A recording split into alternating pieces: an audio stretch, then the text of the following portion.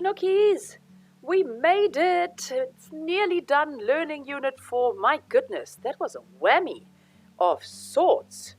Let's just quickly finish off in style by talking about campaign management and a little bit of strategy formulation in the political sphere. Easy peasy, not so hard. We want to start off by doing our research. No campaign will have any success unless you can target it toward a particular voting section or voter section. Not only do you have to do research before you are campaigning on the people that you are targeting, your potential voters or your existing partisans, you also want to actually look at your opposition and look at what the other party is doing and what their voters look like and what their voters want.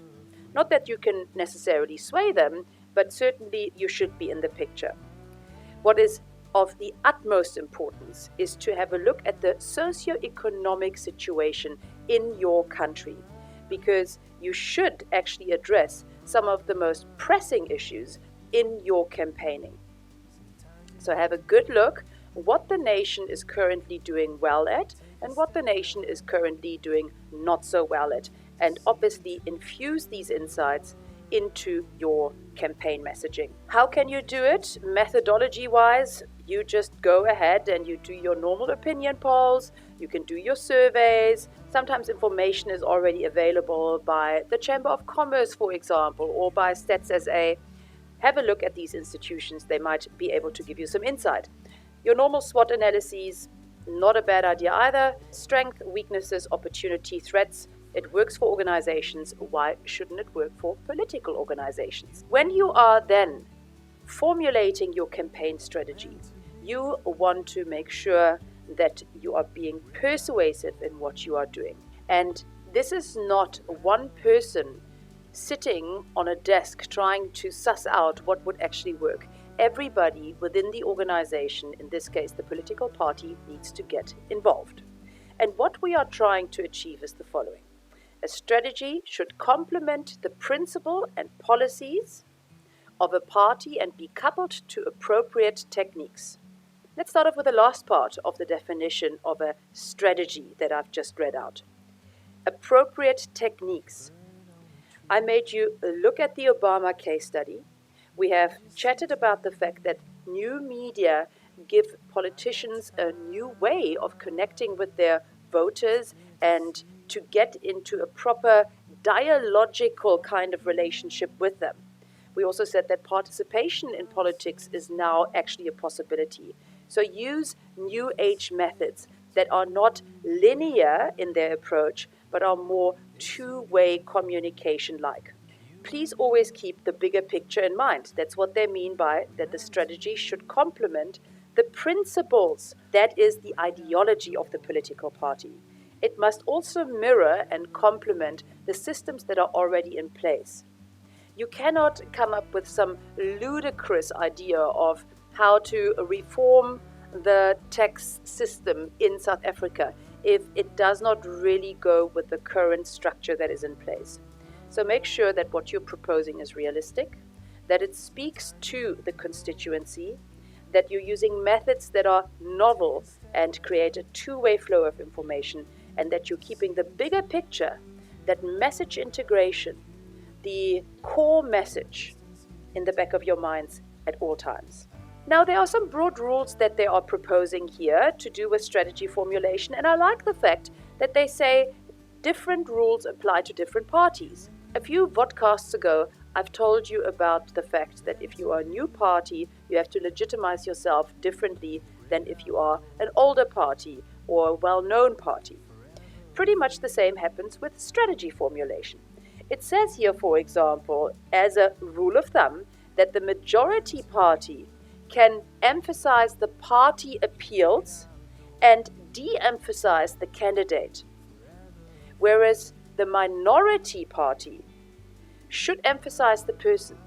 Remember, people don't have any ideas about your party yet. They have an easier time forming ideas about a person. So don't be scared to emphasize a person. Just think of Julius Malema as the party political leader of the EFF. We didn't know the EFF at all. But Julius Malema made it very clear what he stands for, what his ideology is. Therefore, we had it easy to project whatever Julius stood for onto the EFF, his party. If you are a new party, what you should do is you should pick the very special wishes of your voters. What I mean by that is that every party goes for the big stuff. Every party looks at unemployment, everybody looks at crime, everybody looks at education. It's old. Okay, if you're a new party, you gotta shake the boat a little bit. You have to pick a specialized appeal that sets you apart from others. Why? Because it's memorable. Broad rule number 3 actually speaks of the generally indifferent electorate. I actually don't think it's an if. I actually think we are dealing with generally indifferent people at all times in the political sphere, especially with the newer generations. So how can you actually get them? By having a good personality in your party political candidate and by also picking up sensational issues. It's obviously a shame because then politics becomes a show, but how else do you convince these young voters? I'm running out of ideas. Another broad rule is to always clarify your content and relational strategies. The content strategy is the issues that you want to tackle. Let's say education and the health system are your issues. This would be a content strategy. On the other hand, you also want to emphasize your relational strategy. What do you do in relation to other parties? For example, the DA is widely seen as an elitist party, whereas the EFF represents the workers. The EFF makes it a point to differentiate themselves in their relational strategy from the ANC and from the DA. By the way, the DA is often criticized for having too much of a relational strategy and too little of a content strategy.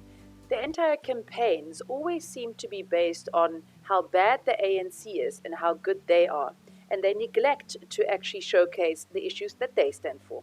The last broad rule they're bringing up here is that it's probably a good idea to have a broad message as you're going into your campaigning effort. It's not as prevalent as you might think it is, especially in less organized and less money-heavy campaigns. But to have your campaign slogan, for example, sorted out, or to have your major issues on the agenda would be a good idea. The last few things that you want to keep in mind in your strategy formulation is, of course, that it must be a comprehensive plan of all the activities that you're going to engage in on a communicological side. You must also understand that your strategy must reflect your particular standing, financial standing. What kind of resources do you have available? How many volunteers do you have? How much time do you have? How much money do you have? Your strategy must be in the confines of the resources available. Your campaign messages, as we said so many times before, need to communicate properly. There must be integration of all messages. All messages must come back to this overarching single thought, idea, or concept, which is exactly what we talked about in organizational communication. A good approach to take in terms of messaging is to always answer the question, what is in it for me? Me, in this case, is the voter. Why should I support? What is in it for me?